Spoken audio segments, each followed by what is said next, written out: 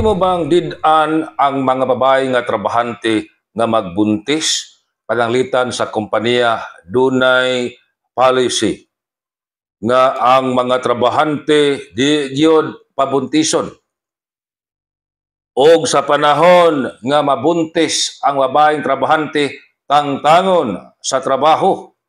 Pwede ba? Ang tubag di gid na pwede. Ang atoa mismo nga labor code nagklaro under Article 135 paragraph 2 gidili ang pagtangtang sa babae nga trabahante gumikan lang sa katarungan nga kini buntis.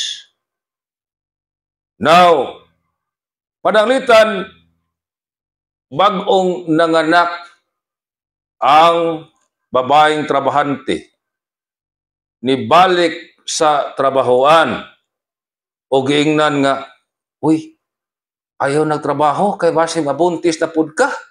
Pwede ba? Gidili gihapon kini sa ato ang labor code.